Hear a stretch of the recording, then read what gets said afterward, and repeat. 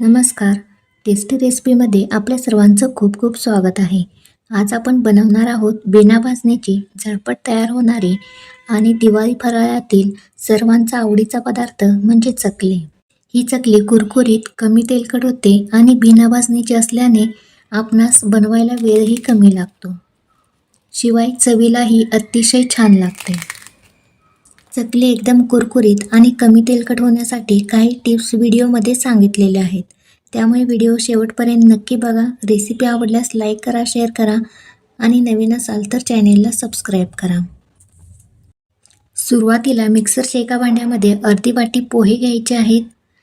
त्याच वाटीने अर्धी वाटी फुटाण्याची डाळ घालायची आहे.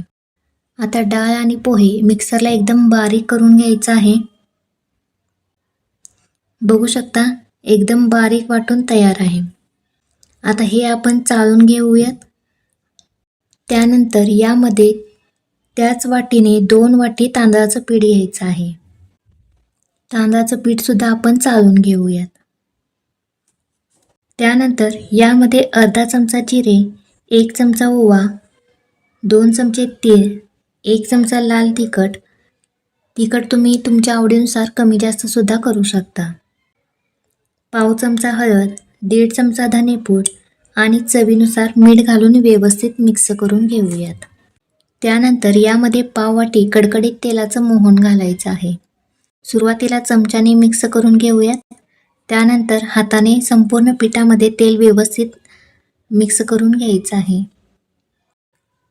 बघू शकता पिठाचा गोळा तयार होतो म्हणजे पिठाला तेल एकदम व्यवस्थित लागलेलं आहे. त्यानंतर यामध्ये उकळलेलं पाणी घालायचं आहे. एका वेळी जास्त पाणी न घालता थोडं थोडं करून पाणी घालायचं आहे. चमच्याच्या साहाय्याने आपण हे मिक्स करून घेऊयात. आता पीठ एकसारखं पसरवून 2 ते 3 मिनिटासाठी झाकून ठेवायचं आहे. त्यामुळे पिठाला एक वाफ मिळते आणि पीठ थोडंसं थंड सुद्धा होतं. 3 मिनिटानंतर पीठ मळून घ्यायचं आहे. पीठ घट्ट मळायचं आहे, जास्त पातळ करायचं नाही. गरज लागली तर गरम पाण्याचा पुन्हा एकदा वापर करू शकता. पिठाचा गोळा तयार करून घ्यायचा आणि पुन्हा एकदा 15 मिनिटासाठी पीठ झाकून ठेवायचं आहे. 15 मिनिटानंतर गॅसवरती चकली तळण्यासाठी तेल गरम करायला ठेवायचं आहे. तेल गरम होत आहे तोपर्यंत आपण जे पीठ मळून ठेवलेलं होतं त्यातील थोडंसं पीठ बाजूला काढून पीठ मळून घ्यायचं. मळून झाल्यानंतर हा पिठाचा गोळा चकलीच्या साच्यामध्ये घालून व्यवस्थित चकल्या पाडून घ्यायच्या आहेत. तुम्ही तुमच्या आवडीनुसार लहान मोठ्या आकाराच्या चकल्या पाडू शकता. मी ताटामध्ये चकल्या पाडून घेतलेल्या आहेत. बघू शकता एकदम गोलाकार आणि याला काटे सुद्धा एकदम मस्त पडलेले आहेत. आता या चकल्या आपणास तळून घ्यायच्या आहेत. तेल सुद्धा गरम झालेलं आहे. आता एक एक करून चकली तेलामध्ये सोडूयात.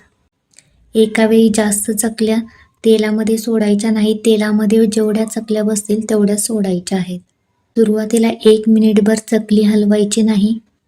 1 मिनिटानंतर तुम्ही चकली हलवू शकता. चकली तळत असताना मध्यम आचेवरती तळायच्या आहेत. मंद आचेवरती तळल्यास चकल्या तेलकट होतात आणि मोठ्या आचेवरती तळल्यास चकल्या आतून कच्च्या राहतात. आता चकल्या पलटून घेऊयात. दोन्ही बाजूनी चकल्या तळून घ्यायच्या आहेत. तेलाचे बुडबुडे आता कमी व्हायला लागलेत म्हणजे चकली एकदम व्यवस्थित तळून तयार आहे. चकली तळून तयार आहे ती आपण एका चाळणीमध्ये काढून घेऊयात. याच पद्धतीनं मी बाकीच्या चकल्या देखील तळून घेतलेल्या आहेत. सर्व चकल्या तळून तयार आहेत. एकदम काटेरी आणि कुरकुरीत चकल्या झालेल्या आहेत. तुम्हाला यातील एक चकली मी मोडून दाखवते. बघू शकता एकदम कुरकुरीत अशी चकली तयार आहे आणि आतून सुद्धा एकदम व्यवस्थित तळलेली आहे. या दिवाळीला तुम्ही या पद्धतीने चकली नक्की बनवून बघा. रेसिपी आवडल्यास लाईक करा, शेअर करा आणि नवीन असाल तर चॅनेलला सबस्क्राईब करा. धन्यवाद.